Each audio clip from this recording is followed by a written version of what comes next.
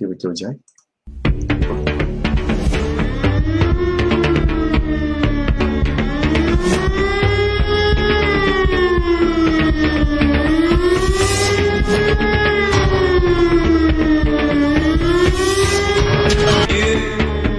Christophe sur France Maghreb 2. Le Grand Forum avec Christophe Fro sur France Maghreb 2.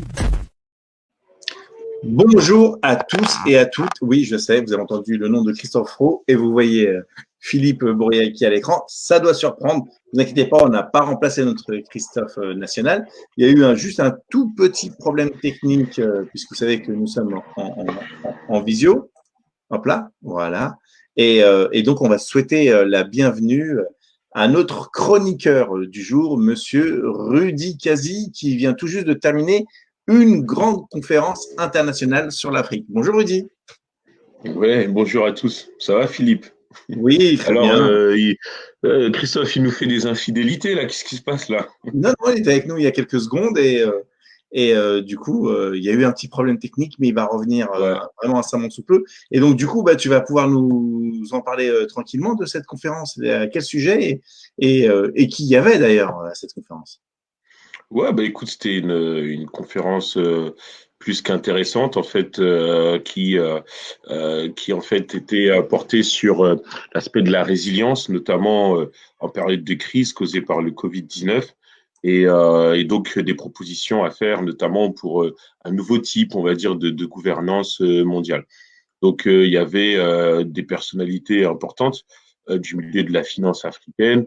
Voilà, je donne des noms comme ça, Tidjane Thiam, il y avait, comment il s'appelle, Madame Vera Songwe, qui est secrétaire générale adjointe aux Nations Unies notamment. Enfin voilà, plein de personnes comme ça, des ministres, une ministre égyptienne, un ministre sénégalais, et in fine, donc il y avait trois tables rondes, et la dernière table ronde concernait cinq présidents africains, Macky Sall, Alassane Ouattara, Uhuru Kenyatta, président du Kenya, Mahamadou Issoufou, président du Niger, et Julius Maada Bio, président de la Sierra Leone. Mais voilà, grosso modo, il s'agissait de faire un petit peu état des lieux de la gestion du Covid-19, déjà sur le plan sanitaire, et aussi un petit état des lieux sur la réalité économique qui frappe pas mal de pays africains.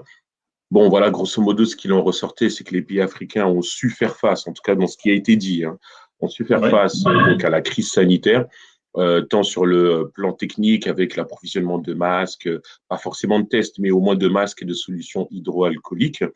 Et ensuite, on a quand même parlé de tout ce qui relevait donc des conséquences sur le plan économique.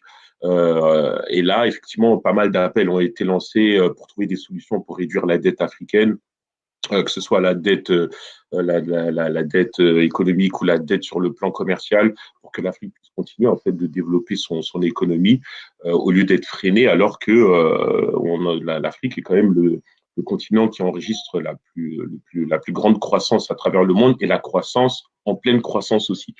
Donc voilà, c'était assez intéressant d'entendre tout ça. C'était donc animé par Richard Attias, c'est Richard Attias qui a été un des éléments qui avait aidé notamment Nicolas Sarkozy en 2007 à parvenir à la dernière marche donc de l'élection présidentielle. Et donc c'est au travers de sa société, qui est en fait une boîte en fait de conseil, etc., qui met en place ce genre d'événements pour aboutir en fait à des solutions sur le plan international de cohésion des États. Donc voilà, grosso modo, quoi. Et du coup, Rudy, comment vous avez fait cette conférence? Parce que je suppose que physiquement, vous n'êtes pas réunis au même endroit, parce qu'il y a ce principe de distance et de distanciation, bien sûr, puisqu'on est toujours post-Covid, mais on est toujours dans cette problématique qui n'est pas finie, loin de là, faut absolument pas se relâcher. Et donc, comment vous êtes intervenus? Comment se passait la gestion? Est-ce qu'ils font comme nous en visio-conférence? Et surtout, où est-ce qu'on peut retrouver ces échanges et les travaux de cette conférence? Alors, effectivement, compte tenu de la situation actuelle, les vols internationaux sont rompus, effectivement, à part les vols commerciaux qui sont importants, notamment pour l'approvisionnement de certaines denrées alimentaires importantes, etc. Voilà, ça c'est effectivement c'est donc la conférence est en fait la conférence s'est déroulée sur plusieurs capitales, donc forcément Niamey, au Niger, Abidjan, en Côte d'Ivoire, etc. Et donc forcément New York et aux États-Unis pour Richard Attias, puisque ça se fait en fait est basé à New York. Et donc, ça s'est fait effectivement par visioconférence avec chaque intervenant qui, de son bureau, était en capacité de pouvoir répondre, ce qui a posé parfois des petits problèmes techniques, mais grosso modo, Super. globalement, ouais, ça s'est bien passé. Bah, Donc, n'hésites pas à nous mettre le lien pour que bien les sûr. auditeurs puissent faire un tour. Déjà, l'événement a été enregistré et l'enregistrement est déjà en ligne, hein, d'après ce qu'on m'a dit. Et il y a des choses aussi qu'on va pouvoir recevoir, peut-être des notifications écrites sur ce qui s'est passé pour récapituler un petit peu tout ça. Non, franchement, il y a des choses intéressantes. Je vais certainement rédiger un petit papier, une petite tribune, parce que bon, il y a des belles choses qui ont été dites, mais après, il faut mettre tout ça en parallèle à la réalité. Et là, c'est beaucoup moins, pas forcément aussi joli qu'on le dit. Merci de ton retour. Et on attend ta tribune avec impatience. Et donc, ça me permet de pouvoir passer la main à notre Christophe national. Et donc, puisqu'on l'aime tant, on va réécouter son jingle parce que c'est le sien.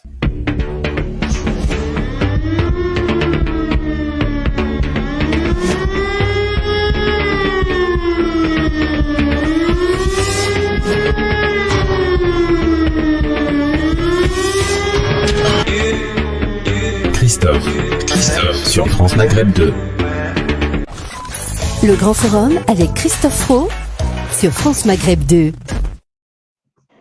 Bonsoir tout le monde, merci d'être avec nous, merci Philippe Boyaki en tout cas d'avoir pris un petit peu le relais parce que quelques soucis techniques, voilà, mais rien de bien méchant puisque l'essentiel c'est que nous soyons là avec Rudy Kazi qui nous a certainement et en a profité pour nous parler de ce qu'il avait fait cet après-midi à 14h, apparemment très occupé notre Rudy Kazi, bien, comment ça va mon Rudy?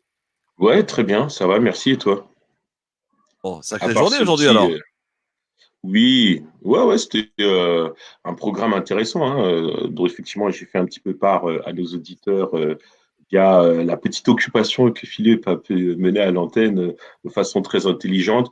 Je pense que je vais faire un petit papier là-dessus, mais de toute façon, les éléments relatifs à la conférence, notamment l'enregistrement, est déjà disponible en fait. Hein. C'est un peu comme un live Facebook, tout de suite après, tu as l'enregistrement, quoi. Bon, permettez-moi d'avoir une petite pensée pour tous les étudiants qui viennent d'avoir le résultat Parcoursup là il y a quelques minutes et qui beaucoup sont en liste d'attente. Donc voilà, ouais. Encore la particularité Parcoursup, voilà. Je vous cache pas que là la maison on est un petit peu embêté aujourd'hui, mais bon. C'est comme ça, que voulez-vous. Merci d'être avec nous, en tout cas, dans une émission jusqu'à 18h30 avec, au programme, aujourd'hui, dans quelques minutes, Mohamed Moussaoui, qui est le président du CFCM, Conseil du Français du culte musulman, pour revenir sur cette affaire toujours sur les questions religieuses, puisque vous le savez, le Conseil d'État, hier, a ordonné de lever l'interdiction de réunion dans les lieux de culte. Est-ce une bonne chose selon vous? C'est la question que l'on vous pose à la question sur Twitter, le Grand Forum FM2. Mon cher Philippe, est-ce qu'on peut avoir une première tendance? Est-ce que c'est une bonne chose selon nos auditeurs pour voter sur Twitter? Donc, je crois que c'est sur Fro Christophe que je l'ai mis. Je me suis trompé aujourd'hui. Voilà, c'est sur mon truc perso que je l'ai mis. On met ça tout de suite. Voilà. Donc, n'hésitez pas à voter. Mohamed Moussaoui sera avec nous dans un instant. Donc, pour nous en parler, nous donner son avis. Et puis, à 18h, on parlera d'un scandale à la RATP où les grévistes de l'entreprise auraient été fichés. Nous serons avec un délégué CGT, évidemment, pour nous en parler tout à l'heure. Il s'appelle donc Ahmed Beral, délégué donc CGT RATP Bus, avec nous dans quelques minutes. Alors, la tendance, mon Philippe, qu'est-ce que ça donne? Alors, la tendance, c'est le non à 56,9%. D'accord. Donc, c'est pas une bonne nouvelle. Bonne chose, quoi. Voilà. Allez, Emmanuel Macron, tu connais, mon Rudy? Philippe, tu connais? Bien sûr. Voici ce qu'il aurait confié, ce qu'il a confié à BFM. Il n'y a jamais eu, selon lui, de rupture de masque. Écoutez le président qui ose déclarer une telle chose sur une télé qui lui a fait une véritable propagande hier pour Macron. Est-ce que vous reconnaissez que vous avez commis des erreurs de communication autour de la pénurie des masques, très précisément? ce que je viens de dire s'applique aussi pour ce sujet. Et je pense que beaucoup de choses ont été dites sur ce sujet. J'y suis revenu, le gouvernement. N'ayons pas ce syndrome. Les choses ont été dites. Les choses ont été gérées. Nous n'avons pas connu la situation. Il y a eu une doctrine restrictive pour ne jamais être en rupture que le gouvernement a prise et qui, je pense, était la bonne. Il y a eu ensuite un approvisionnement renforcé et une production renforcée, et nous n'avons jamais été en rupture. Ce qui est vrai, c'est qu'il y a eu des manques, qu'il y a eu des tensions. C'est ça qu'il faudra regarder pour le corriger et pour prévenir. Et donc, on voit bien que ça nous amène à changer de logique en profondeur sur certains de ces sujets qui paraissaient totalement innocents. Mais ayons collectivement l'honnêteté de dire que, au début du mois de mars même, encore plus en février ou en janvier, personne ne parlait des masques parce que nous n'aurions jamais pensé être obligés de restreindre en quelque sorte la distribution de ceci pour les soignants. Alors, moi, je peux me tromper, hein, évidemment, on est là pour discuter, me donner votre avis qui nous intéresse. J'appelle ça de la non-assistance à personne en danger pour le personnel médical. Je rappelle que ce même personnel médical a dû mettre des masques périmés pour certains qui n'en ont même pas eu. Et donc, lui, il est en train de nous dire tranquillement que l'État a fait une doctrine, donc a installé une doctrine pour justement qu'il n'y ait pas de manque au moment voulu. Sauf que le personnel soignant, qui est selon moi des tirailleurs des temps modernes, on les a laissés sans armes face à l'ennemi pendant 2 mois, et ça, c'est intolérable. Je sais pas ce que t'en penses, Rudy. Non, mais franchement, moi, je suis dépité un peu par cette façon de communiquer.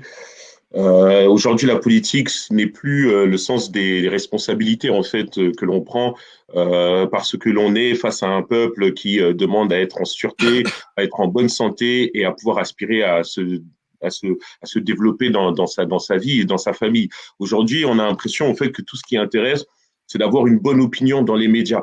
On a l'impression, il y a encore quelques semaines, c'était 61% de la population française avait une mauvaise opinion d'Emmanuel Macron, c'était courant avril.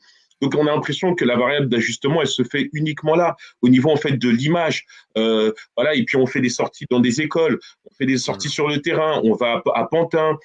Au mois de mars, alors qu'on savait que l'épidémie était là, on va dans des pièces de théâtre. Et puis en plus, quand on va à Pantin, on respecte même pas les gestes barrières, on porte pas de masque, etc.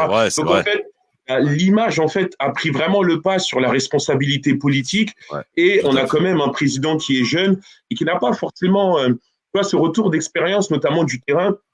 En s'étant confronté effectivement à des situations complexes pour pouvoir par exemple gagner une élection et se rendre compte qu'il y a une dichotomie entre presque même une réalité virtuelle entre le fait d'exercer un pouvoir politique au plus haut lieu et celui en fait de partir de la base pour se faire cette expérience-là. Donc il y a une déconnexion entre la réalité du terrain et la réalité politique qui se voit malheureusement au travers d'une façon totalement inique en fait de gérer cette crise. Franchement, je l'ai déjà dit, franchement c'est du mensonge, tu vois. Et en plus, tu vois, ce qui en devient malsain, c'est d'avoir de risquer même en fait de dire que le gouvernement ment, de peur en fait que la politique en France, que les politiques en France commencent à te regarder d'un mauvais œil parce que tu les as attaqués sur quelque chose de réel. Et en plus, c'est même pas attaquer, ce n'est que dire la vérité. Et moi, je pense que les Français ne sont pas dupes. Non, la réalité, c'est que les masques, il en manquait dès le mois de janvier. Quand ils se sont rendus compte de ces choses-là, il était déjà trop tard. Donc, lorsqu'ils se sont mis à commander massivement des masques, toutes les nations qui étaient en retard sur la gestion effectivement de la crise se sont retrouvées en fait à mener des batailles sur les masques, à racheter, on l'a dit, 3 fois le prix, notamment des masques français. Les États-Unis l'avaient fait sur le tarmac d'aéroports chinois. Donc, on peut pas nous dire en fait qu'il n'y a pas eu de pénurie de masques. Ils étaient peut-être pas comptables de la pénurie de masques quand ils sont arrivés, à partir du moment où ils savaient que cette crise allait arriver. Je le rappelle, Agnès Buzyn a dit qu'elle savait que le Covid-19 allait arriver en France et que de ce fait, le premier tour des élections municipales ne pourrait pas se tenir. Donc, à partir de ce moment-là, on savait et on ne pouvait pas dire qu'on ne savait pas. Donc, il faut toujours, en fait, bien se faire voir de la population en arrondissant un peu les angles, en montrant qu'on est sur le terrain, en se dévoilant tout le temps. Il y a ce reportage. Il y a ce reportage hier soir sur BFM TV. Non, mais c'est pas une enquête. C'est un reportage. Un reportage qui a été, Philippe peut nous le confirmer, tu l'as vu comme moi.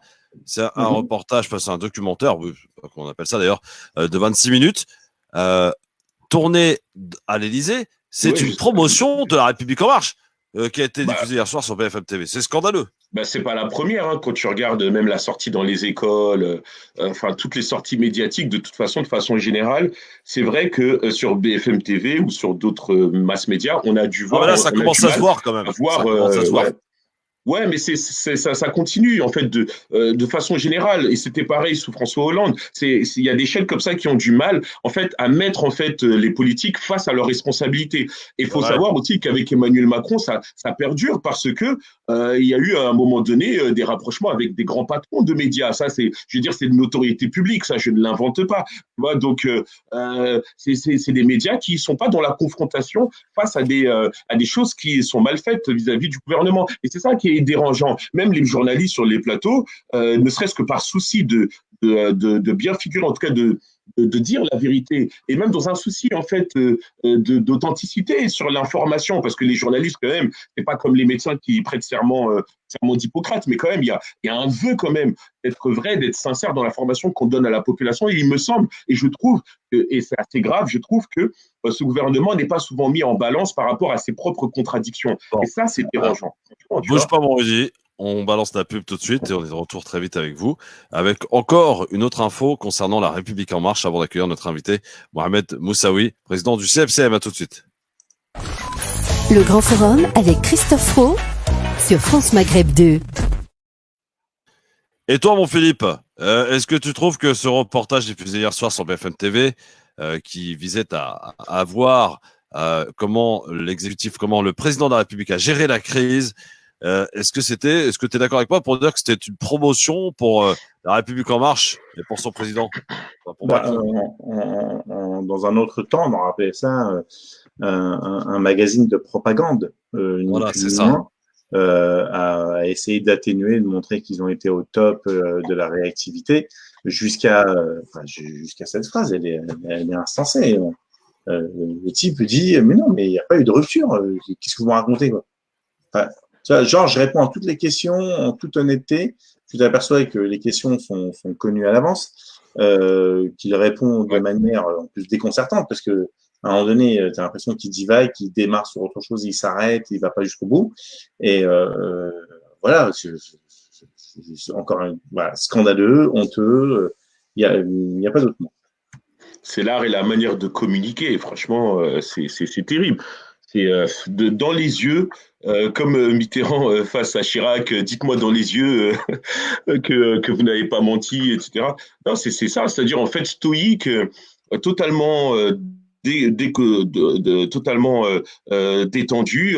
Voilà, il arrive à dire qu'il y avait pas de rupture, quoi. Donc voilà, et pourtant nous enfin ces dires-là, on les invente pas. Ce sont pas des propos qui sortent de nulle part. Il y a des enquêtes qui ont été menées. L'enquête de Mediapart, on a vu qu'elle a été documentée. Je veux dire, il n'y a pas eu d'attaque pour diffamation contre Mediapart, quoi. Donc non, il y a eu rupture. Mais en plus, ce qui est bizarre, c'est qu'ils sont pas comptables. C'est pas de leur faute. C'est-à-dire que on le sait, il y a eu une baisse du stock stratégique qui fait qu'on arrive dans cette situation. Mais le problème, c'est qu'à partir du moment où ils savaient que le virus allait arriver en France, comme Agnès Buzyn l'avait annoté à Édouard Philippe, ils n'ont pas pris les mesures nécessaires pour pouvoir commander massivement des masques. Ils l'ont fait à partir du mois de mars. Et là, il était déjà trop tard.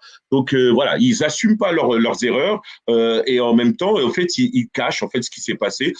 Pour moi, c'est du mensonge. Voilà, c'est tout.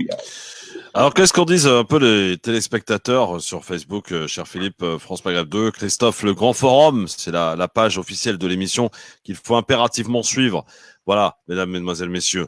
Mon cher Philippe, qu'est-ce qu'on dit? Qu'est-ce que disent les gens un peu? Est-ce qu'ils sont d'accord avec nous? Ouais. Non, pour l'instant, il n'y a pas trop de commentaires, hormis bonjour. On s'inquiétait de ta disparition au début, hein. Ça a été une énigme pour beaucoup de personnes, et je peux t'assurer va falloir s'habituer. Un grand moment de radio pour moi où je me suis dit Rudy, s'il te plaît, prends ton temps. C'est là où d'habitude on dit Rudy, faut faire plus court. Là on dit vraiment tu y vas, tu parles des détails, tu parles de la couleur des rideaux, tu vraiment t'oublies rien. Et un message un petit peu injurieux et menaçant d'un certain Soso Bourguiba, qui nous invite à aller le rejoindre à Argenteuil, sûrement pour prendre le thé ou faire la rupture du gel. Ah, bah sympa, c'est gentil ça. Ouais. Moi, les courageux des claviers, j'ai un peu de mal, quoi. Hein, ouais. Soso. Voilà. Sachez que Soso, il y aura une plainte de déposée contre vous et c'est les tribunaux qui décideront de qui a une Ah orientation oui, sexuelle différente. carrément. Ah ben je peux vous le lire pour les auditeurs à la radio, mais bon, je demande aux oreilles chastes de s'éloigner Non, des c'est pas ondes. la peine, c'est pas la peine, tu vas pas lui Voilà. faire de la pub. Non, Hein. non, non, mais bon, il y a quand même des menaces. Va rompre ton jeune, tout de suite. Voilà. Oui. 01 40 33 9000, Faut évidemment, boire pour du nous vin et appeler. manger du saucisson avec. Ouais, voilà. Vaut mieux à la limite. Ouais. Allez, vous continuez en tout cas de commenter, bien sûr, avec la bienveillance que l'on vous connaît, habituelle, bien sûr. Chacun s'exprime. On peut ne pas être d'accord. C'est parfois houleux, mais c'est toujours respectueux et c'est important, en tout cas, de rester dans ce cadre-là. Donc, sur la page Christophe Le Grand Forum, France Maghreb 2, eh bien, vous y allez. N'hésitez pas à partager également l'émission. Dans un instant, on sera avec Mohamed Oussaoui, avec Tarek Mami, qui seront avec nous pour nous parler de cette énième polémique autour de la réouverture des lieux de culte. Vous savez que c'était prévu au départ le 2 juin, et puis on a parlé d'avancer, de faire un 29 mai pour permettre aux cultes catholiques et juifs de faire leur fête. Du coup, les musulmans sont fâchés, il y a l'Aïd qui approche à grands pas, enfin bref, c'est un gros bazar. Le Conseil d'État donc a ordonné hier la levée de l'interdiction de réunion dans les lieux de culte. Est-ce que c'est une bonne chose selon vous? C'est la question que l'on vous pose sur Twitter. Le Grand Forum FM2. Vous votez bien sûr et vous êtes en majorité à dire non, ce n'est pas une bonne chose. Donc vous continuez de voter bien sûr et on se fera l'avis, l'écho de vos commentaires aussi que vous nous laissez sur justement en commentaire sur Facebook France Maghreb 2. Christophe, le Grand Forum. Allez, dans un instant. Zouzou nous dit le gouvernement est une fiction dingue d'un Luc Besson. Ah ouais. Ah, ouais. Ouais, c'est pas mal, c'est pas mal. Pas mal.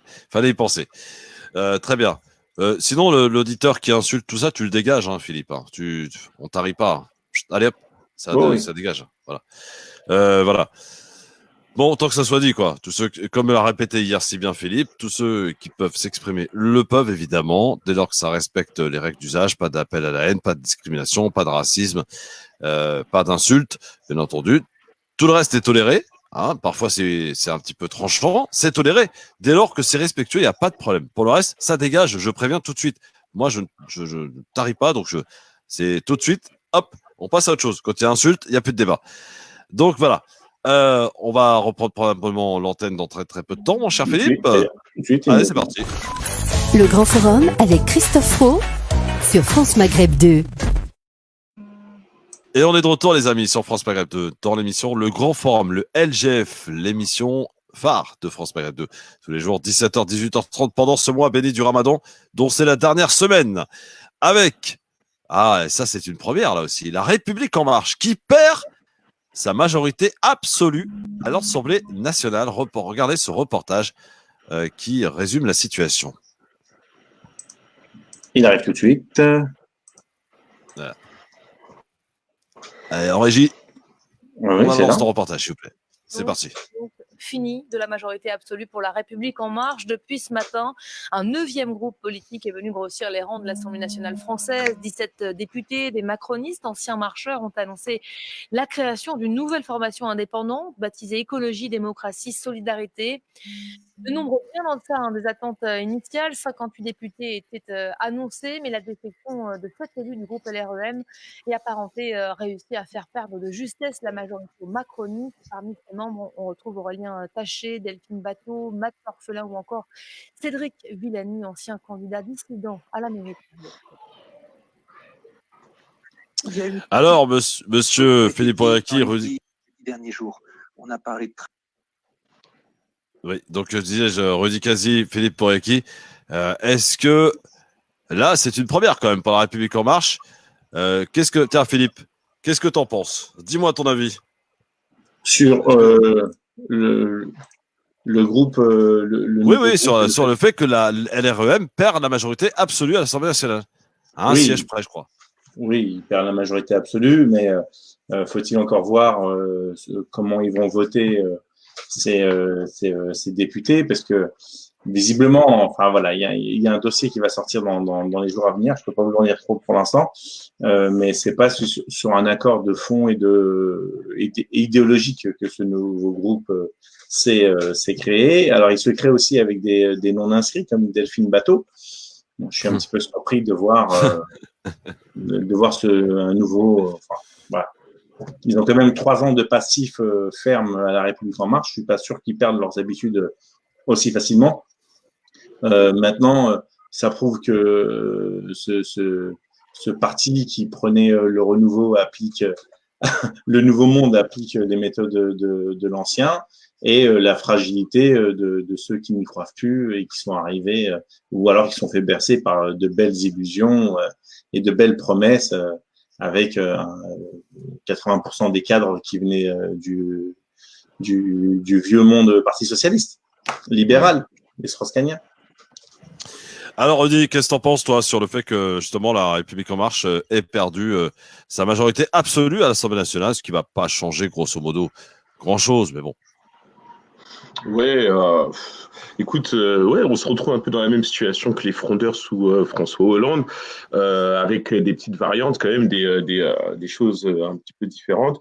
Faut quand même se rappeler que les frondeurs, à l'époque, s'étaient parfaitement manifestés lors des différents épisodes d'utilisation du 49.3. Ça avait beaucoup amené effectivement à l'émanation donc de ces frondeurs et aussi c'est la loi de déchéance de nationalité. On a l'impression en fait qu'on se retrouve presque à peu près dans cette même configuration puisque c'est un peu consécutif donc à la politique donc de la République En Marche sur ces derniers mois. Je rappelle que le 49.3 avait été fait un samedi soir en douce au tout début du confinement. On se rappelle. Voilà, donc il y a quand même des choses comme ça qui sont assez extraordinaires et à mon avis, voilà, c'est une conséquence de tout ça maintenant par rapport à leur idéologie de fond. Ça reste quand même des personnes qui sont plutôt centre-gauche, qui sont proches quand même des idées, enfin de la ligne politique de la République En Marche. Voilà, peut-être qu'ils jouent leur va-tout pour d'autres raisons qui sont plus politiques que vraiment idéologiques. On attendra les prochaines semaines pour en voir davantage, mais quand même, ça envoie un signe, c'est que, on va dire, l'assise politique en fait de la République En Marche, cette domination, parce que c'est quelque chose de très pyramidal, hein, la République En Marche. Tu vois, ils ont perdu effectivement cette force-là en fait, quoi. De toute façon, je trouve que c'est pas forcément un parti qui valorise si bien que ça les tendances internes, comme ça a pu exister, que ce soit chez le Parti socialiste ou chez les Républicains, etc. Il y a des tendances internes là. À la République En Marche, il y en a pas. C'est soit tu marches dans le sens, pour faire sans vouloir faire de mauvais jeux de mots, c'est soit tu marches dans le sens de la REM, ou alors voilà, t'es mis sur le côté, hein, et c'est assez impitoyable hein, quand même. Hein. Ça rigole pas. Hein. Alors, on va accueillir notre invité qui est avec nous et on continuera de. Je n'ai pas grand-chose d'autre à vous proposer comme vidéo, si ce n'est peut-être pourquoi la Chine a reconfiné, puisqu'à priori il y a une partie de la région qui a reconfiné, on en reparlera tout à l'heure. Mais on va parler de ceux qui nous occupent aujourd'hui, à savoir du Conseil d'État qui a ordonné, vous le savez, hier, de lever l'interdiction de réunion donc dans les lieux de culte. Est-ce que c'est une bonne chose? C'est la question que l'on se pose. Pour en parler avec nous, le président du CFCM, Conseil français du culte musulman, monsieur Mohamed Moussaoui. Bonsoir. Bonsoir. Bonsoir et bienvenue sur France Maghreb 2. Et une nouvelle fois, quelque part un peu chez vous, hein, cher Mohamed. Alors, comment réagissez-vous à ce nouveau changement, dans cet épisode, dans cette polémique, le Conseil d'État qui s'en mêle et qui ordonne donc au gouvernement de lever l'interdiction? En réalité, le Conseil d'État n'a pas ordonné la levée immédiate d'interdiction. Ce qu'il a ordonné, c'est la levée de cette interdiction absolue et générale. Il lui a demandé d'édicter des règles, des règles et des contraintes strictement proportionnées au but recherché, c'est-à-dire la protection sanitaire. C'était un peu attendu dans la mesure où l'article 10 du décret du 11 mai était rédigé de manière à créer de fait une discrimination entre les pratiquants et les non-pratiquants d'une religion et créer également la discrimination entre les établissements recevant du public qui ne sont pas cultuels et ceux qui sont cultuels. Mais il demande quand même au pouvoir public de mettre de nouvelles règles, en quelque sorte de revoir leur copie et de rédiger cet article-là différemment pour permettre aux établissements recevant du public culturel qui puissent ouvrir avec bien sûr des conditions. Il faut réconcilier en quelque sorte la liberté religieuse avec le devoir de protéger les fidèles. Est-ce que ça change concrètement quelque chose pour l'Aïd, par exemple, pour les musulmans ce dimanche? Non, pas tout à fait, pas du tout. En réalité, le culte, nous avons déjà annoncé que le culte musulman ne peut pas reprendre ses activités à l'occasion de grands rassemblements tels que l'Aïd el-Fitr ou même la prière de vendredi. Donc, nous restons sur notre position, c'est-à-dire que nous allons commencer à reprendre nos activités par les prières journalières à partir de la date qui sera fixée par le gouvernement, la date qui sera donc possible, et puis en fonction également de préparatifs qui seraient déjà mis en place par nos différentes mosquées, puisque nous avons un document dans lequel nous rappelons les réglementations, les mesures de prévention à mettre en place avant toute ouverture de lieux de culte, et qui serait forcément, comme je le disais, progressif, c'est-à-dire on commencera par les prières journalières, où les effectifs sont réduits.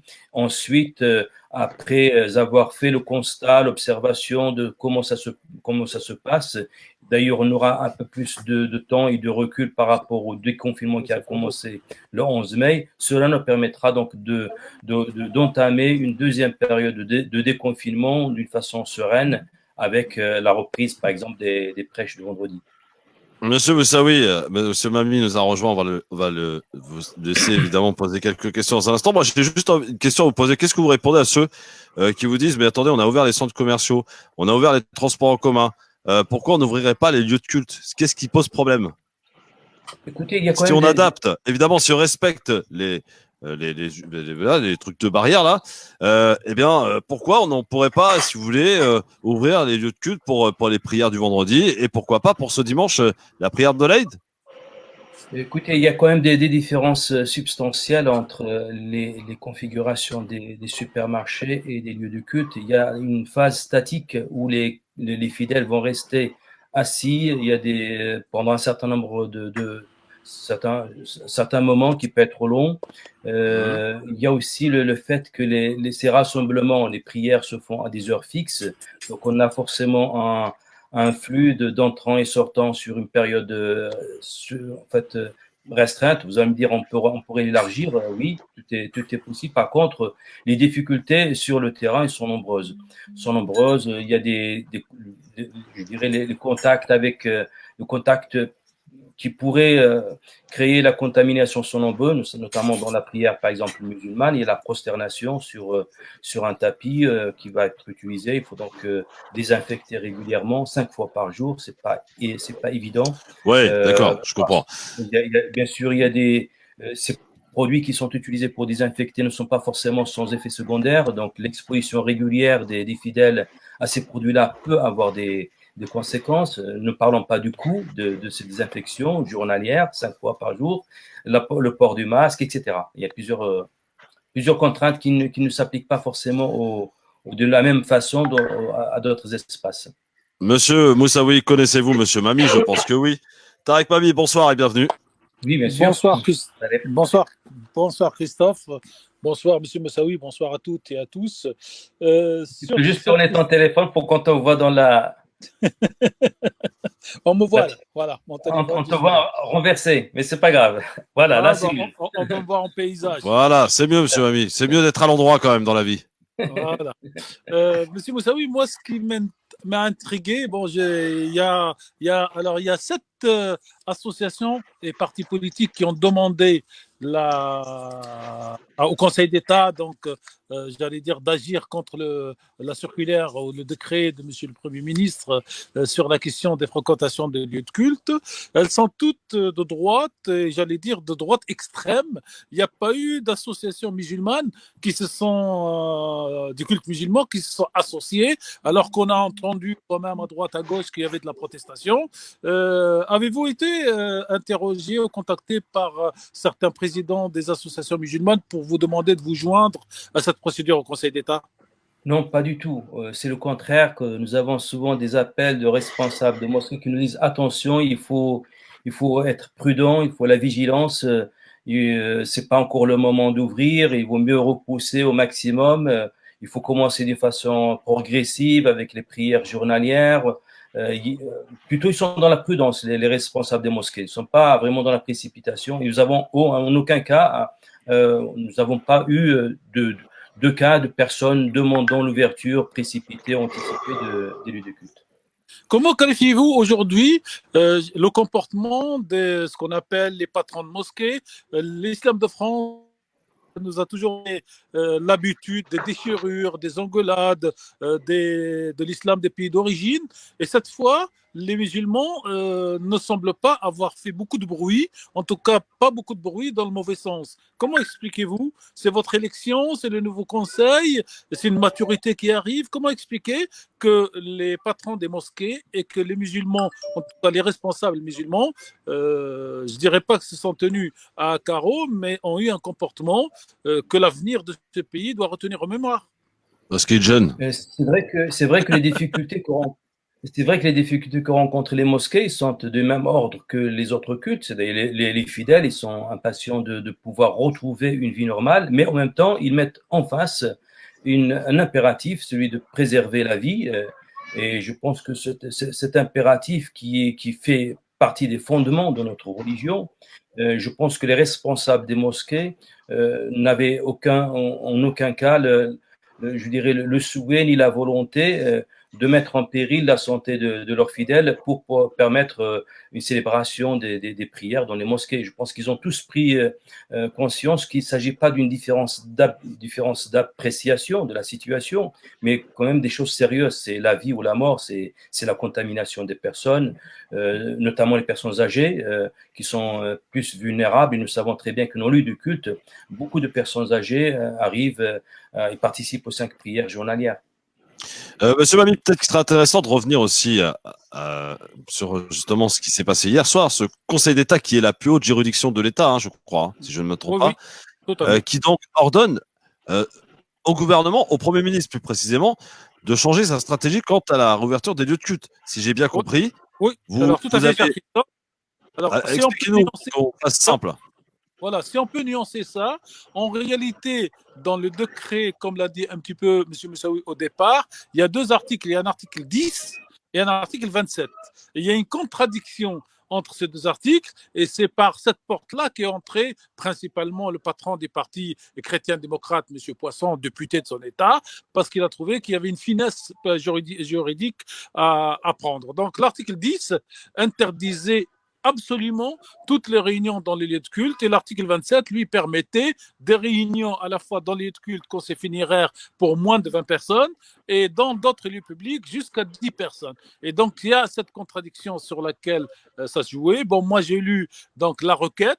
Je savais que ça allait être retoqué, mais le Conseil d'État envoie même un double message, un positif pour toute la société française, l'autre plutôt négatif pour les 7 demandeurs, parce qu'elles sont 7 associations, notamment une association d'extrême droite qui s'appelle Civitas, qui est contre le droit à l'avortement, qui était contre la diffusion de certains films dans les salles de cinéma français. Et donc, la bonne nouvelle, c'est que le Conseil d'État, cher Christophe, chères auditrices, chers auditeurs, met la santé, donne à la santé une situation particulière, et il l'appelle, et il dit que la santé a une valeur constitutionnelle. Ceci est très, très important, parce que dans les prochaines bataille que mèneront les soignants, les médecins, les patrons des hôpitaux pour avoir plus d'argent pour soigner les gens, ils pourront à chaque fois aller au Conseil d'État et dire que le gouvernement n'a pas respecté la valeur constitutionnelle que la santé. Et donc ça, c'est vraiment une très belle nouvelle. Nous, dans le monde des médias et des radios, on s'est battu en gros pendant 4-5 ans pour obtenir du Conseil constitutionnel à l'époque, qui est donc supérieur au Conseil d'État, la notion que la liberté d'expression est une valeur constitutionnelle. Donc ça, c'est la très bonne nouvelle.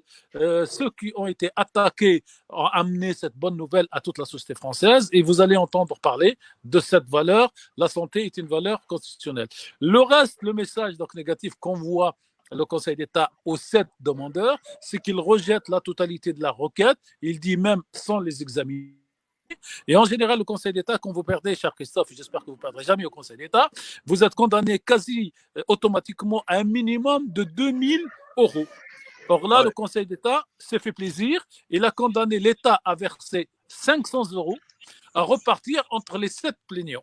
Donc, se dire l'importance. Ce qui est en impair, j'en terminerai là sur la lecture de l'ordonnance, c'est que l'ordonnance principale du parti chrétien, donc démocrate de M. Poisson, est quand même une ordonnance de 20 pages, ce qui est très, très, très long. En référé, c'est plutôt 1 page et demie, maximum 2 pages.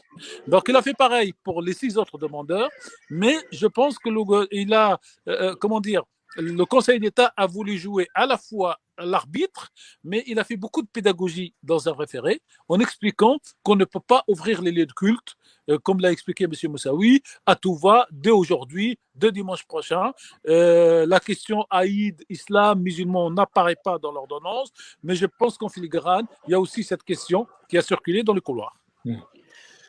Oui, alors, M. Moussaoui. Oui, je pense qu'effectivement, frère Tarek a bien raison de rappeler toutes ces données de l'ordonnance et de la décision au Conseil d'État. Et vous savez, en matière de liberté religieuse, le Conseil d'État, il a toujours été constant. Cette liberté, elle ne peut être limitée que proportionnellement aux impératifs, soit de l'ordre public. Lorsque je dis ordre public, la protection sanitaire y rentre dedans. En fait, c'est l'ordre public dans son acception la plus générale possible. Donc, c'est tout à fait normal, en fait, qu'il y ait une telle décision. Dès lors qu'il y a une interdiction générale et absolue d'une certaine liberté religieuse, automatiquement, le Conseil d'État s'élève contre cette interdiction absolue générale et demande qu'elle soit proportionnée au but recherché. Là, en l'occurrence, le but recherché, c'était la protection de la santé, qui est aussi une valeur constitutionnelle, comme il vient de le rappeler Tarek. Et donc, ces 2 valeurs constitutionnelles, il faut les concilier avec des contraintes et des réglementations proportionnées dans les 2 sens. Ouais. Alors la bonne nouvelle, la dernière, j'en terminerai là, cher Christophe, chers auditrices, auditeurs, c'est que j'ai parcouru un petit peu aujourd'hui les positions des différentes associations dites musulmanes. Il n'y en a pas eu beaucoup. Et je suis pas très Facebook, mais plutôt un peu Twitter et un peu Dépêche. Et la prudence règne dans les commentaires de tous les musulmans de France, en tout cas des responsables. Et beaucoup disent combien même on aurait été autorisé à rouvrir le dimanche prochain pour l'Aïd, on ne le fera pas. Parce qu'on n'est pas prêt, c'est ça? Oui, vous savez, n'importe quel rassemblement aujourd'hui est source forcément de foyers de contamination. Les personnes qui fréquentent les plus les mosquées dans la communauté musulmane, ce sont les personnes âgées et donc les plus à même de subir, j'allais dire, une contamination au Covid-19. Très bien. Oui, Mohamed Moussaoui, parce que finalement, on n'est pas prêt, même si demain on vous dit vous pouvez rouvrir dimanche pour l'Aïd, la plupart des mosquées ne sont pas prêts par rapport aux gestes barrières, il faut adapter les choses. Et puis la situation sanitaire. En plus, c'est extrêmement fréquenté, je veux dire, c'est des milliers de personnes qui viennent dans les mosquées. Oui, tout à fait. Et la situation sanitaire de notre pays, elle reste précaire, quoi qu'on dise. Il y a une amélioration qui s'observe au jour le jour, mais là, on est à pas loin, en fait, à 1 semaine à peu près de déconfinement du 11 mai. Il faut attendre 3 à 4 semaines pour avoir vraiment les effets de ce déconfinement sur la situation générale, la situation sanitaire générale de notre pays. Donc, nous n'aurons pas une visibilité avant fin mai, début juin. C'est là où on aurait peut-être les conséquences de ce déconfinement. Est-ce que la situation se stabilise et qu'elle permette une 2e étape de déconfinement ou malheureusement, si ça peut... en espérant que ça se produise pas de cette manière-là, il se peut que la situation ne s'améliore pas d'une façon significative et peut-être les pouvoirs publics seront amenés à la prudence et à la vigilance. Donc, nous disons simplement à nos concitoyens de confession musulmane, c'est qu'il faut rester prudent. Un rassemblement comme l'Aïd, il va être forcément difficile à sécuriser du point de vue sanitaire. Ouais. Monsieur Moussaoui, et pour en finir, c'est bientôt la fin du Ramadan. Est-ce qu'on peut compter sur vous vendredi pour nous informer nos auditeurs de France Maghreb 2 quant au suspense qui perdure depuis de nombreuses semaines, à savoir quand est-ce que sera l'Aïd? Je crois que c'est vendredi soir que vous allez décider, c'est ça? Oui, tout à fait. On va dire que c'est un léger suspense puisque La réalité, on va dire, les données astronomiques disent clairement Ouais. que le C'est 23 dimanche. ne peut pas être un jour de l'Aïd, c'est plutôt le 24. Donc après, Ouais. ça va être une formalité, on va dire le 22, mais en réalité, le suspense n'est pas là. Et comment ça se passe d'ailleurs? Est-ce que. Si vous Alors, voulez, il y aura donc une réunion qui peut être Voilà. physique ou en Voilà. visio. Est-ce que ça a changé ou pas par rapport à la désignation du Ramadan? Est-ce que. Alors, pour l'instant, en fait, si vous voulez, malheureusement, le Conseil français du culte musulman, depuis 2013, après avoir adopté le principe de calcul, il a fait marche arrière. Oui, on s'en souvient.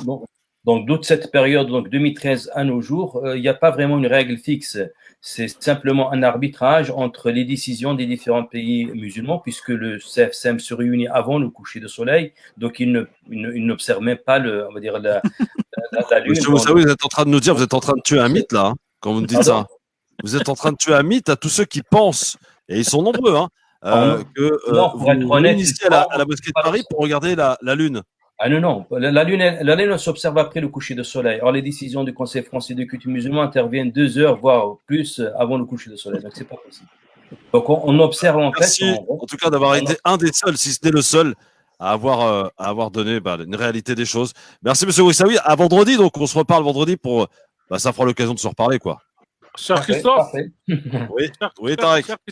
Oui, alors, monsieur Moussaoui Oui. va essayer d'innover encore une fois, puisqu'il va essayer d'organiser une visioconférence entre les responsables religieux d'abord, qu'il souhaiterait éventuellement, si tout le monde en est d'accord, parce qu'on parle toujours au conditionnel, l'ouvrir à la presse dans la foulée. Et si c'est le cas, cher Christophe, vous assisterez à la visioconférence. Formidable. Formidable. Si toutes les parties acceptent bien sûr la demande et la démarche. Bien entendu. Bougez pas, je lance la pub et on reste en live si vous voulez. Encore quelques petites minutes parce que Tarek Mami, j'ai 2-3 petites choses à vous dire et notamment des annonces importantes. Pub. Le Grand Forum avec Christophe Fro sur France Maghreb 2. Ah, monsieur, vous savez, franchement, je salue votre franc-parler. Voilà, c'est bien de l'entendre. Ça fait du bien de l'entendre parce que vous savez, quand nous on le dit avec monsieur Mami depuis des années qu'on le dénonce, on passe un peu comme des gens qui sont aigris, etc. Machin. Et là, c'est vous qui le dites, donc ça change tout. Bien sûr, on ne peut pas observer la lune à l'heure de l'Asr ou à l'heure de. Ah oui, non, mais je sais bien, mais ça fait partie des nombreuses choses qui font que. D'autant plus que si la lune se couche très vite après le coucher de soleil, il ne sera pas visible. C'est en fait, si vous voulez, il y a deux raisons de ne pas pouvoir voir la lune. Soit il n'est pas dans le ciel, c'est-à-dire après le coucher de soleil, il n'est plus là. En fait, il s'est couché avant. Et là, il n'est pas possible de la voir. Soit il est là après le coucher de soleil, mais à un court moment où il n'est pas possible de la voir. Parce que le rayonnement du soleil reste encore intense et donc la lune ne se voit pas. Et donc là, on va se retrouver vraiment dans cette situation-là, c'est-à-dire la naissance de la lune, elle aura lieu vers 19h39 heure de Paris. Et en ce moment-là, donc nous, on se réunit déjà on s'est déjà réunis, donc la lune n'est même pas encore née. On va décider si elle est visible ou pas. Monsieur, vous savez, monsieur Mami, Rudy Kazi, Philippe Boyaki, c'est ce soir, en tout cas, on le souhaite, peut-être la nuit de l'Aïd Qadr, puisque vous le savez que la nuit du destin se situe dans les nuits impaires des 10 derniers jours. Et par tradition, j'ai envie de dire, c'est le 27e jour, en fait, la veille du 27e jour, que l'on fête. Alors, je ne sais pas si on peut parler de fête, puisque il ne s'agit pas de fêter, mais c'est vraiment spirituel. Célébrer, voilà, cette nuit si particulière qui peut rapporter beaucoup, évidemment. Alors, France Maghreb 2, Tarek Mami a mis les petits plats dans les grands cette année? Ça veut dire que depuis 20 ans, depuis qu'on a créé cette tradition, tous les ans, nous nous rendons dans une mosquée particulière où nous passons toute la nuit avec les fidèles, en passant donc du Coran, des psalmodies, des ibtihalat, quelques interventions, quelques durous. Et avec le confinement, donc on a fait ce que M. Moussaoui nous a demandé.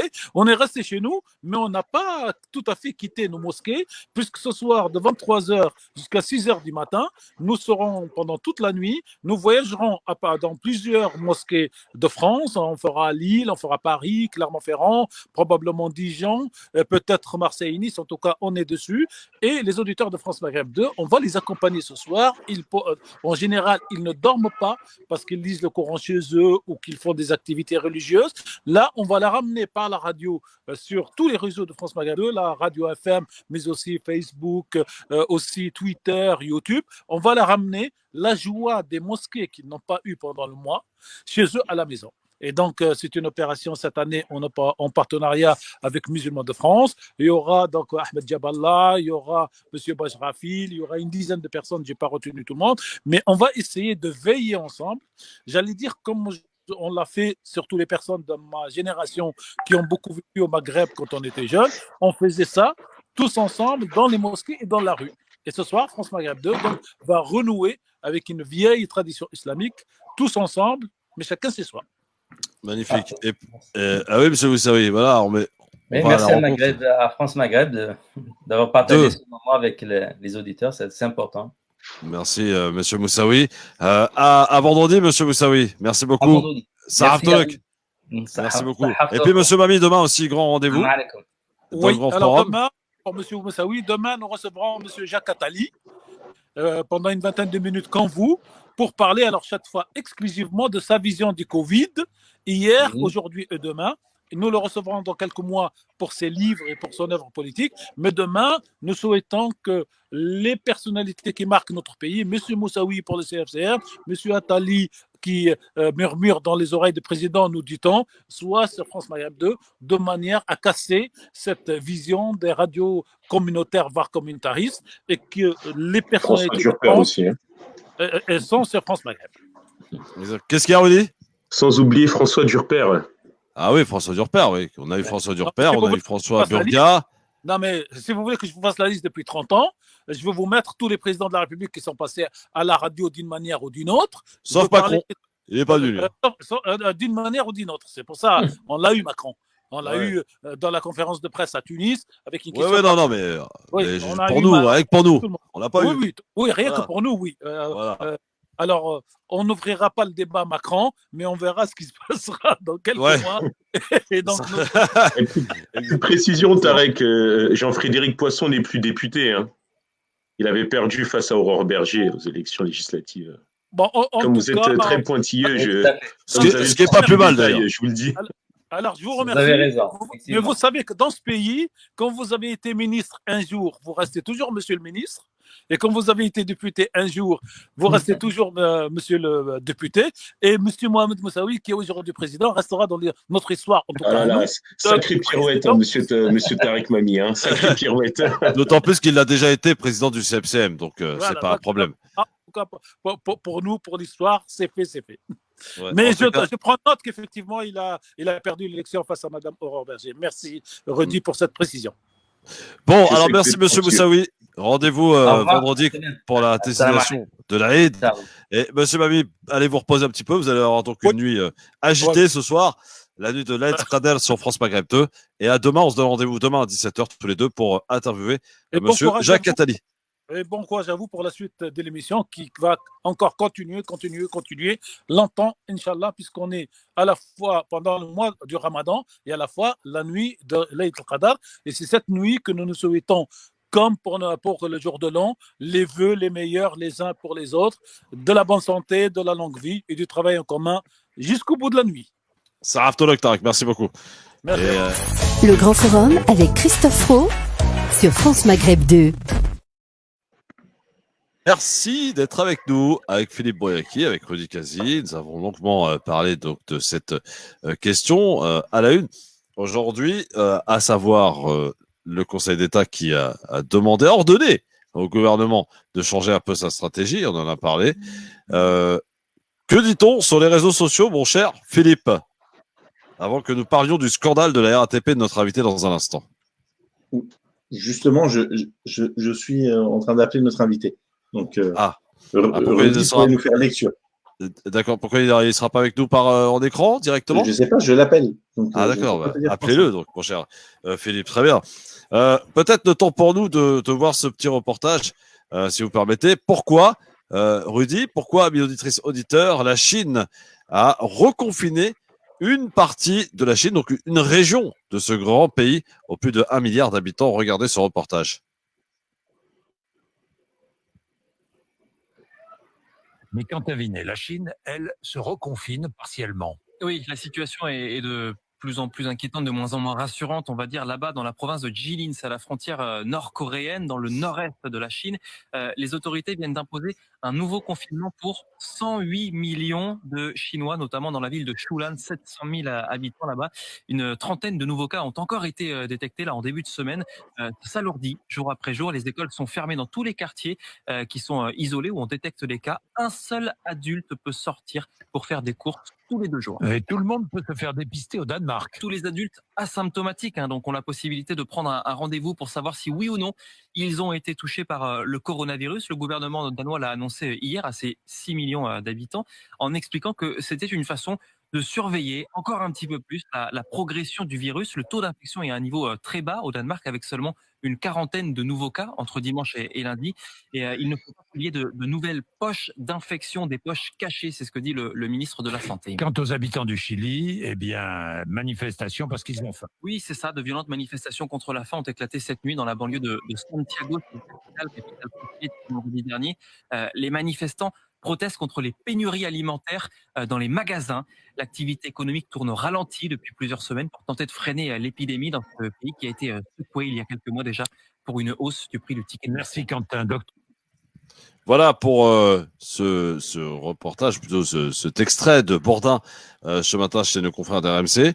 Rudy, est-ce qu'on pourrait peut-être y avoir droit, nous aussi en France, le fait de reconfiner ? Franchement, c'est un risque, hein. D'autant plus que en Chine, effectivement, c'était la région de Wuhan qui avait été fermée, on va dire, aux autres régions, ce qui rend la chose assez étonnante, puisqu'on pensait vraiment que tout était verrouillé. Et eux, en plus du confinement, les masques étaient du coup pléthore en Chine. Donc voilà, on se dit qu'il y a possibilité d'avoir aujourd'hui une deuxième vague en France, d'autant plus que, je rappelle, le conseil scientifique avait émis un avis défavorable à la réouverture des écoles parce que il y avait ce risque de contamination auprès donc, des autres enfants, bon, qui sont, comme on dit encore aujourd'hui, porteurs sains, malgré le risque de la maladie de Kawasaki qui donne de plus en plus de cas, et donc du coup d'infecter les enseignants ou les enseignants d'infecter les enfants et les enfants qui rentreraient à la maison pourraient à nouveau infecter leurs parents ou les parents eux-mêmes dans les transports en commun, là où le port du masque est obligatoire, mais en réalité, ça c'est pour la petite boutade par rapport à ce qu'Emmanuel Macron a dit qu'il n'y avait pas de rupture, on voit dans les transports en commun que la rupture, elle existe et que le respect des gestes barrières, passez-moi l'expression, mais il passe au-dessus de la cuisse et toutes les mesures qu'on avait dit qu'on aurait un siège sur 2 dans les transports en commun, c'est intenable. Je crois qu'il y a 60 stations à Paris qui sont toujours fermées. Donc tout ça crée des engorgements en fait dans les lieux de passage les plus fréquentés, notamment aux heures de pointe, qui fait que le risque d'une deuxième vague existe. Et je trouve qu'on a beaucoup tué. Alors toi, tu dis qu'elle existe. Rudy, la plupart des professeurs te disent il n'y aura pas de deuxième vague. La plupart des chirurgiens. Non, mais après, justement, il n'y en aura pas de deuxième vague. Ce qui se passe justement, c'est que tu as des scientifiques qui disent qu'il n'y aura pas de deuxième vague, tu as des scientifiques qui disent que c'est un risque. Et moi, je pense que c'est un risque dans la mesure où, effectivement, on a fait, en fait, dans cette crise, on s'y est pris un peu à l'envers. C'est-à-dire, on a confiné avant d'avoir les masques, avant d'avoir les tests et avant d'avoir aussi les tests, les solutions hydroalcooliques. Parce que ces solutions hydroalcooliques aussi, il en manquait, comme les masques, les tests, etc. Donc, on a préféré confiner parce qu'en réalité, le confinement, c'est un peu le parent pauvre de la gestion de crise. On n'avait pas d'autre choix de le faire. Sauf qu'on l'a présenté comme étant la solution idoine, quitte même à dire que les masques, bon, ça servait à rien, on savait pas trop comment les mettre, etc. Donc, gravissime gestion de communication, voire mensongère du gouvernement, pour in fine dire que les masques, on va les avoir après être déconfinés, mais au final, les masques, on les a toujours pas. Moi, j'ai tourné dans 3 pharmacies, j'ai cherché des masques, ils les ont pas. Il y a pas longtemps, je suis passé dans des hôpitaux, il y a pas longtemps, je suis passé dans l'hôpital, là, pour rapidement, etc. Les masques, ils les donnent au compte-gouttes, quoi. alors que bon, là, il y avait besoin. Donc, vous voyez, c'est très, très compliqué de penser qu'il n'y aura pas de deuxième vague. Moi, je l'espère, mais compte tenu de la manière dont la crise est gérée, elle est toujours aussi mal gérée, c'est la réalité. Il n'y a qu'à voir dans les transports. C'est bizarre. Les images des transports en commun, vous allez en voir beaucoup. Vous les avez vues seulement le lendemain, en fait, du déconfinement. On a montré quelques images, des engorgements, des gens qui ne pouvaient pas respecter les gestes barrières, mais on les voit pas trop à la télé. Il vaut mieux pas montrer, en fait, cette réalité, sinon elle va mettre à mal donc ce que le gouvernement atteste de tous ses vœux, comme quoi on gère bien la situation. Justement, puisque tu parles des masques, il y en a un qui milite depuis un petit moment et son parti aussi, la France Insoumise, Adrien Quatennens, a rappelé que ce matin, il faut que les masques soient distribués de manière gratuite à toute la population française. Écoutez Adrien Quatennens.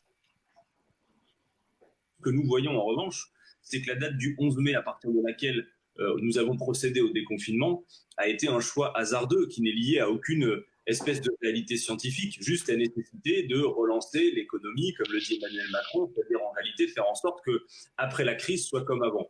Moi, je pense que nous avons besoin, même si je souhaite de tout cœur que ça fonctionne, hein, je vous le dis, Gérard Leclerc, parce que personne ne peut souhaiter qu'il y ait une deuxième vague d'épidémie avec ce que ça pourrait supposer. Personne ne le souhaite.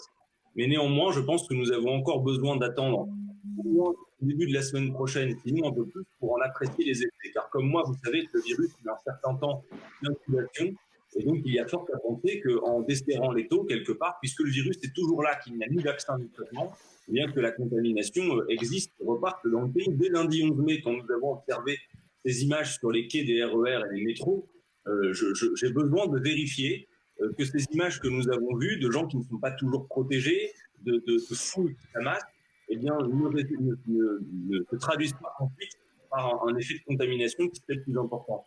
Je crois que c'est voilà, Adrien Quatennens, donc qui milite pour les masques gratuits. Tu vois, il dit la même chose. Hein. Il dit la même chose que moi par rapport à la vision dans les transports en commun. Et la gratuité des masques, ça existe dans certains pays, notamment en Espagne, il me semble. Donc non, mais le risque est là. Après, moi, je ne vais pas être à charge du gouvernement pour dire que la raison du déconfinement est purement économique, parce qu'on voit quand même qu'il y a des personnes qui ont perdu leur emploi. Oui, mais après, si je me place du point de vue de la population, il y a des personnes qui sont dans une certaine précarité par rapport au fait qu'ils ne peuvent pas travailler, et d'autres pour lesquelles le mi-temps partiel, en fait, ne marche quasiment plus, en fait. Donc, je peux comprendre que certaines personnes ont besoin d'aller travailler, mais in fine, le problème, c'est encore une fois qu'on ne sécurise pas suffisamment la population par rapport à ce déconfinement qui, pour les uns, peut être important, et pour les autres, est surtout important par rapport au développement économique de leur propre société, s'il en est alors, mon cher retrouver un peu les caisses des actionnaires. Pardon de te couper, mais il faut qu'on accueille notre deuxième invité. Il s'appelle Ahmed Berral, délégué CGT RATP Bus. Bonsoir, monsieur Berral. Ouais, bonsoir. J'espère que vous allez tous bien et merci de m'avoir invité. Hein. Avec plaisir, d'autant plus que vous allez nous révéler un scandale que vous auriez repéré dans votre entreprise, la RATP. Mais avant toute chose, est-ce que depuis le déconfinement, vous voyez que ça joue le jeu? Est-ce qu'il y a moins de monde? Est-ce qu'on arrive à respecter les gestes barrières? Est-ce que dans les transports, vous rassurez ceux qui peut-être vont être amenés à les prendre dans quelques jours là? Comment ça se passe concrètement? Non, on va parler un peu sérieux. Il faut savoir que sur les lignes, je vais parler un peu des lignes que je connais de banlieue, Sarcelles, Saint-Denis, Blanc-Minil. On peut pas respecter. En tout cas, les usagers ne peuvent pas respecter. Les bus, ils sont quasiment pleins. Là, je reviens du dépôt de Flandre. On voit que le 152, la ligne, elle est pleine à charger. C'est les 4 chemins. Il n'y a pas assez de bus pour transporter autant de personnes. Avant même le Covid-19, déjà, il y avait un souci de bus. Là, on est sur une fréquence de 70%, mais il n'y a pas assez de bus. À l'époque, on a interpellé combien de fois Pécresse pour lui dire de rajouter des bus. Je sais pas si la plupart des gens qui vont travailler à 5h du matin, on les voit bien comme on les charge comme du bétail.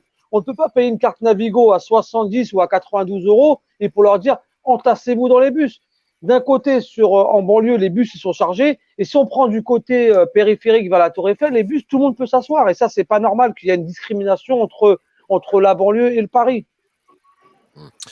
Alors, ce pourquoi vous êtes là aujourd'hui, monsieur Berral, c'est que vous avez repéré un courriel, un mail, donc de l'entreprise RATP, pour laquelle vous travaillez, qui, a priori, afficher les personnels grévistes à la RATP. Expliquez-nous tout. Que dit ce mail exactement?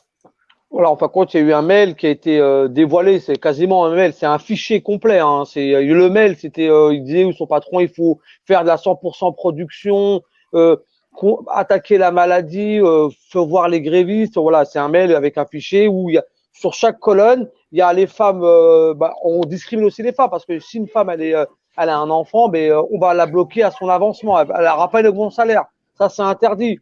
Toute personne qui a fait grève, ils sont catalogués dans une case et eux ne pourront pas être augmentés en fin d'année. Et ça, c'est interdit. Il faut savoir qu'aujourd'hui, quand on a découvert ce mail, il y a un dépôt de plainte qui va être déposé suite à ce fichage qui est quasiment interdit. Hein. C'est pour ça qu'ils ont retiré le directeur qui se trouve à Bord-de-Marne. Et de là,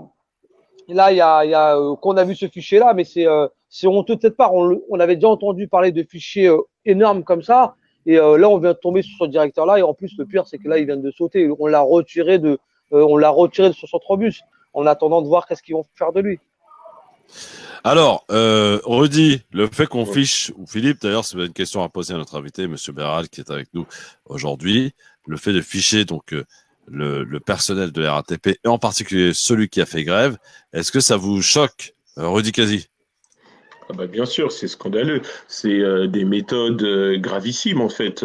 Là, on n'est plus dans le respect en fait du travailleur. Tout ce qui importe, c'est de pouvoir, en réalité, pouvoir infliger en fait des traitements qui eux aussi sont totalement illicites. Hein. Voilà, c'est gravissime ce genre de choses-là. Maintenant, après, j'ai l'impression que c'est pas une pratique qui date d'aujourd'hui. Sauf que quand les choses sont dévoilées, effectivement, on va crier au scandale. Et là, en l'occurrence, en tant qu'employé de la RATP, donc notre invité a totalement le droit. Mais la réalité, c'est que ces choses sont pratiquées depuis longtemps.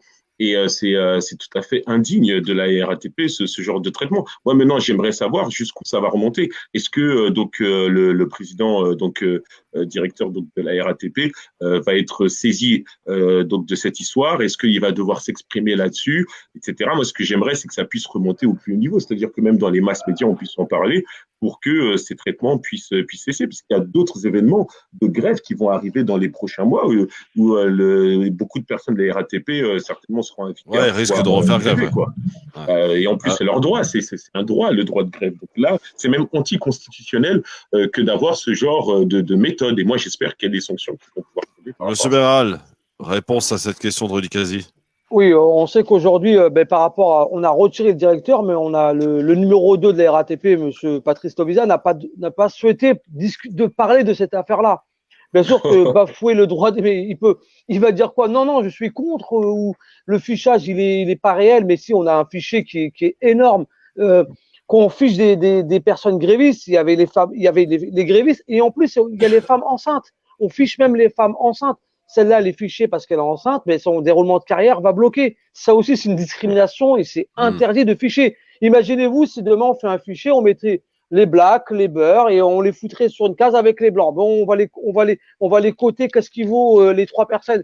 Et ça, tout le monde sait que c'est interdit. Après, la raison, ces fichiers-là, on savait qu'il y en avait. C'est bien sûr que, mais c'est très rare qu'on dévoile, on trouve quelqu'un qui dévoile. On a eu un directeur qui est, excusez-moi du terme, pas très futé, ou parce qu'il y a un cadre, un de ses collaborateurs qui a sorti ce fichier complet, il l'a donné à une personne et on a réussi à l'avoir. Et aujourd'hui, bien sûr qu'il faut que ça monte au plus haut niveau. Si on en parle aujourd'hui, plus c'est médiatisé et plus le directeur il prend cher. Si personne n'en parle, ça passe comme une lettre à la poste et les gens vont continuer à faire ça.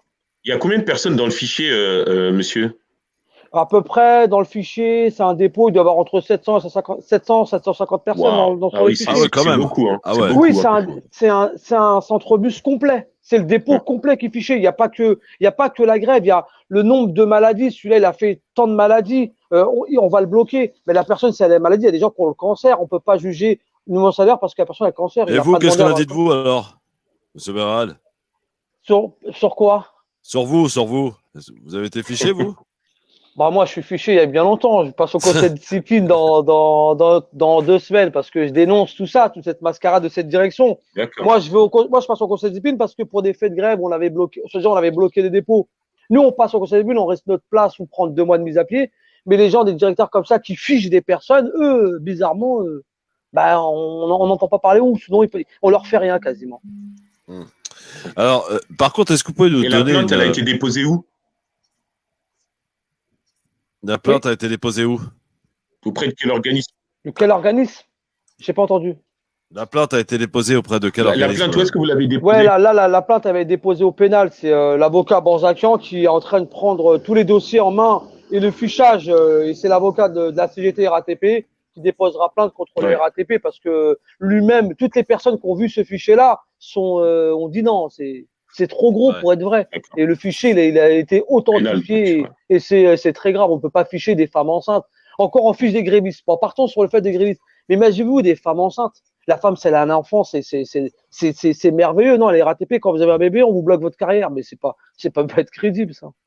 Est-ce que vous pouvez nous confirmer, Monsieur Béral, que les bus, parce que c'est ce qu'on nous a dit, étaient tous désinfectés justement avant utilisation et qu'on aurait fait maintenant appel à une entreprise privée pour la désinfection des bus? Vous le confirmez? Non, là, faut savoir que là, on vient d'avoir un PV de l'inspection du travail et de la directe, hein, où elle a accusé, elle met en demeure les RATP pour non-respect de la RATP, pour non-désinfection, non-respect des réglementations sur tout ce qui se passe dans un bus. Non, le bus n'est pas désinfecté.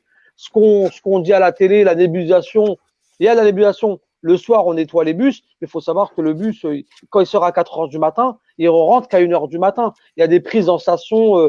Je vais expliquer. Un bus qui sort à 4 heures du matin, il y a une relève qui va être faite à midi. Ouais. Le chauffeur va reprendre son bus. Les gens, ils vont être encore dedans, mais il y a pas de nettoyage. Il y a un nettoyage dans la nuit, mais toute la journée, le bus, il n'est plus nettoyé. Et on dit aujourd'hui au machiniste de nettoyer son propre bus, de nettoyer son tableau de bord. Il peut dire, il peut pas le nettoyer, il n'a pas les éléments adéquats, il a une petite lingette pour nettoyer son bus. Et les usagers, je leur explique, hein, que si vous prenez le bus à partir de 11h30, ben, vous êtes sûr que le bus, il n'est pas nettoyé. Entre 4h et 10h du matin, ben, il a la chance, c'est les premiers sortants, qu'on appelle ça les premiers sortants, les premiers bus du matin. Eux ont un nettoyage de nuit. Et après, à partir de midi, ben, le bus, il n'est plus nettoyé. Personne ne peut le nettoyer parce que les bus, ils roulent sur circulation, ils rentrent plus au dépôt. Philippe Boyaki, toi qui as travaillé un peu à la RATP aussi. Ouais, j'ai fait partie Ça de la t'étonne le fait qu'on fiche les gens comme ça, de la sorte? Ah non, m'étonner, non, parce que je savais que c'était des pratiques qui se faisaient, et c'est ce qu'on appelle des pratiques sous le manteau.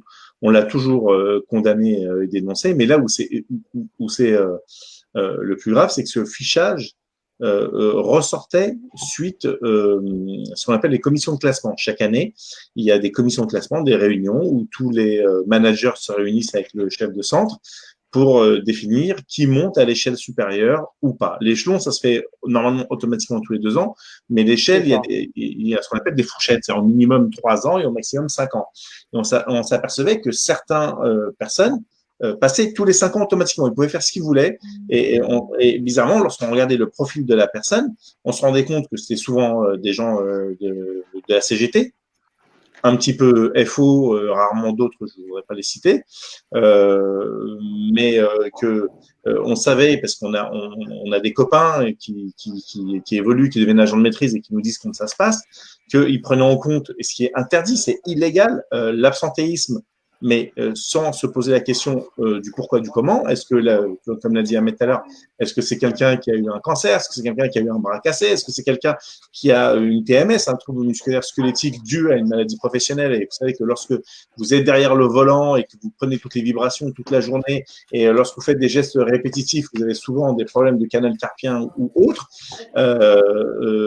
Voilà, il y avait des femmes une femme qui est enceinte, qui s'arrêtent pour le délai juste avant ou juste après, ou qui ont une inaptitude parce que lorsqu'elle déclare qu'elle est enceinte, elle ne peut plus prendre le bus à cause des vibrations, etc.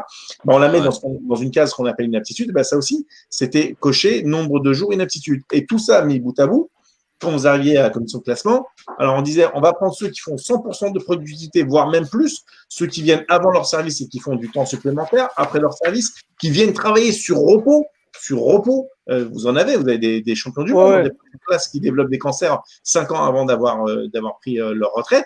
Et donc, on s'apercevait que eux passaient toujours au minimum. Et celui qui prenait ses repos normaux, ses RTT, qui faisait du temps supplémentaire, mais parce qu'il y avait du retard sur ligne, et lui, il se retrouvait sanctionné. Alors, vous rajoutez à ça, ils font un classement, donc les premiers, donc ils passent toujours au minimum. Et puis après, par rapport à ce qui reste, c'est vraiment ce qu'on appelle la tête du client, mais en tout cas, ceux qui ont fait des jours de grève, alors je vous explique même pas, le type il s'est battu, il a perdu de l'argent pour se battre pour ses droits, qu'il a peut-être même pas obtenu, voire un minimum, et en plus il subit la double peine. Pareil, dans ce fichier, il y avait les gens qui avaient pris des mesures disciplinaires, des mesures conservatrices. Il y a un code d'attente qui s'appelle le code 800, qui est, on estime que vous avez fait quelque chose et puis peut-être qu'à posteriori, en fin de compte, on vous réintègre, et y compris votre salaire lorsque vous allez au prud'homme et que vous gagnez, etc. Mais vous êtes fiché dans ce code-là en disant, monsieur, il a eu 8 jours, 10 jours, 15 jours dans ce code 800. Au combien même vous avez gagné après et que vous avez prouvé que vous n'avez pas été fautif. Et puis, attendez, quand vous revenez de votre congé de maladie, on vous appelle, on vous envoie ce qu'on appelle dans le jargon de la RATP des mouches de la BSP, la brigade de surveillance personnel. C'est-à-dire que ce sont des cadres qui sont là, qui sont comme des voyageurs mystères et qui regardent si vous avez bien eu un regard attentionné aux voyageurs, si vous êtes bien arrêté à côté de l'arrêt, si vous ne roulez pas à une cadence trop vite, etc., avec des temps de parcours qui sont inadaptés. C'est impossible. C'est-à-dire que si vous respectez le code de la route, c'est impossible, vous ne pouvez pas respecter le temps de parcours parce que les temps de parcours sont faits par des Schumacher sur des jours en heure creuse, voire le samedi, voire même le dimanche quand il n'y a personne. Et quand vous êtes en semaine et qu'il y a plein de gens, c'est impossible. C'est impossible. Et donc, mis tout ça bout à bout, cette pression qui s'exerce sur le machiniste ou la machiniste, vous êtes convoqué, on vous dit il y a une mouche tel jour qui a remarqué que vous aviez une oreillette qui traînait ici ou que la cravate n'était pas bien attachée, donc on vous fait une demande d'explication. On vous fait régulièrement ce qui accentue l'angoisse et le stress du travail, qui donne mécaniquement des arrêts de travail parce que vous n'en pouvez plus, vous êtes à deux doigts de craquer, et donc vous êtes sanctionné tout le temps, continuellement, jusqu'à la fin, jusqu'à vous remplacer. Et bizarrement, tous les statutaires sont mis dans un panier, tous les agents qui ont le statut RATP, puisque maintenant c'est du droit privé depuis le 1er janvier 2009, une pression très forte s'accentue sur ces gens-là pour aller de plus en plus vers la révocation. Monsieur Béral, vous confirmez tout ce qui vient d'être dit par Monsieur Bourriquet ? Oui, il a bien décrit la chose. Et en plus, quand il parle d'organisation syndicale, il faut voir sur le mail, ce qui est très fort sur le mail qu'il envoie le directeur, il dit faut laisser une place de côté pour notre organisation syndicale, l'UNSA, avec qui on a des bonnes relations avec eux. Ça veut dire que l'UNSA a une place favorite dans le cœur de ce directeur, parce que ça, dans ce sens-là, c'est numéro 1, c'est l'UNSA, et il faut en sorte que tout se passe bien et c'est apaisé, et on leur donne des places. Voilà. Alors bouge pas, on se salue dans un instant, on se salue en live puisqu'on doit rendre l'antenne aux auditeurs de France Maghreb 2 et leur donner rendez-vous demain à 17h avec un rendez-vous exceptionnel. Jacques Attali, notre invité demain entre 17h et pour une vingtaine de minutes dans le LGF. Bonne soirée, Sarah Tolkom, dans un instant Medjahed, et on se retrouve nous à 19h pour parler d'islam. Le Grand Forum avec Christophe Roux sur France Maghreb 2. Incroyable ce qui vient d'être dit dans cette émission avec Ahmed Beral, qui est délégué CGT donc à RATP Bus sur tout ce qu'on a évoqué, notamment sur les bus qui sont pas nettoyés, vous l'avez compris, pas désinfectés, ou en tout cas que la nuit, sur le fait de ficher tout un dépôt quand même, y compris les femmes enceintes. C'est quand même hallucinant cette entreprise, quoi. Je sais pas, qui veut rajouter un mot là-dessus avant de conclure? Non, c'est grave. Non, mais de toute façon, moi, c'est pour ça que je posais la question pour savoir quel était le recours qui avait été donc décidé. C'est pour qu'à un moment donné, donc les RATP puissent, en tout cas le dépôt qui est concerné puisse donc prendre ses responsabilités et ne pas se dérober face donc à la responsabilité de ce comportement, et qu'il y ait des sanctions qui puissent tomber, et que des sanctions internes aussi puissent être opéré. Mais voilà, grosso modo, ce genre de pratique n'a rien à y faire. Déjà, comme je disais, c'est anticonstitutionnel, parce que chez les personnes qui grèvent, le grève est un droit constitutionnel en France, et voilà, on peut pas avoir de tels agissements. Et si effectivement, donc il y a eu une transgression, en tout cas sur la liberté, en tout cas pas la liberté directe de faire grève, mais en tout cas a posteriori des sanctions sur les personnes qui ont fait grève, normalement, il doit y avoir des sanctions exemplaires, logiquement. Ouais. Il y a peut-être aussi le Conseil d'État qui peut rendre une décision par rapport à ça, si on prend acte du fait que les RATP a encore donc une qualité sur le plan public, en fait. Bon, eh bien, merci en tout cas, Monsieur Béral, d'avoir répondu à nos questions, de nous avoir alerté sur ce fichage. Donc, vous allez passer, vous, dans 2 semaines, en conseil de discipline. Vous êtes la grande gueule de la RATP, on peut le dire, une des grandes gueules, c'est ça? Ouais, une grande gueule, non. Genre, on va compte, on est là pour défendre tous les salariés. On est là pour les porte-parole des salariés et aussi pour les usagers pour dénoncer ce qui se passe. On peut pas laisser les patrons faire ce qu'ils veulent. Non, non, là, les RATP, elle appartient au public, elle appartient à nous qui se levons tous les matins pour aller travailler. C'est pas un patron qui peut faire sa loi et nous ficher et dire on ferme tous notre gueule et on y va. Non, non, non. Là, à un moment donné, il faut changer la donne et c'est à nous de se battre pour garder cette entreprise et dénoncer tout ce qui se passe dans cette boîte qui fait croire à tout le monde.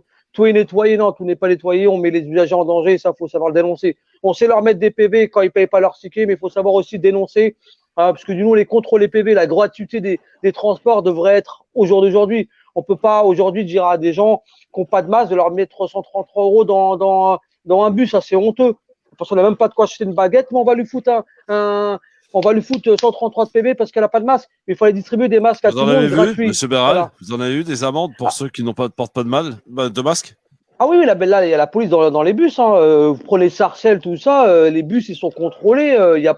Ils alignent les PV. Hein. Ils ont dit qu'ils doivent 133 €. Alors, au lieu de mettre un carnet de PV, comme on l'a dit, le policier, s'il avait un flingue, il sort 4 PV. Au lieu de sortir sur 4 PV, sortir un masque et donner à chaque voyageur pour être en sécurité. Parce que là, le PV, c'est pas le rendre en sécurité, c'est tout. Voilà. Exactement. Sauf que les masques, il n'y en a pas même pour la police. C'est ça le problème. aussi. Ouais. Merci, monsieur Béral. Merci beaucoup. Ouais, merci à vous. Bon courage, les gars. Salut. Merci beaucoup. À bientôt. Merci, mon Rudy Kazi. Voilà, c'était animé aujourd'hui. T'étais un petit peu, t'étais pas seul. Il y avait Philippe Boyaki qui était là, qui était tous les jours d'ailleurs avec nous. On le remercie. Heureusement. Oui, heureusement, oui. Sinon, sans lui, l'émission n'aurait pas lieu, autant vous le dire.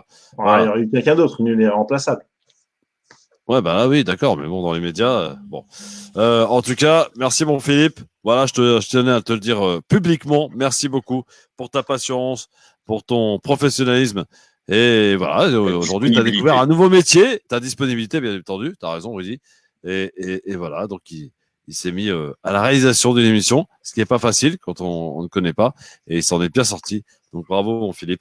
Rendez-vous demain, les amis, 17h, pour cet événement avec Jacques Attali et nos chroniqueurs. Je crois Samia Chiki, puisque demain c'est mercredi, ce sera le dernier quiz du Ramadan avec un cadeau à gagner offert par notre très charmante Samia Chiki. Demain, bien entendu, bonne soirée à tous. Restez bien fidèles à votre radio et à votre page Christophe Le Grand Forum. Et surtout, restez chez vous tant que possible. Salam alaikum et Sahaf Tolkom pour ce soir. À demain.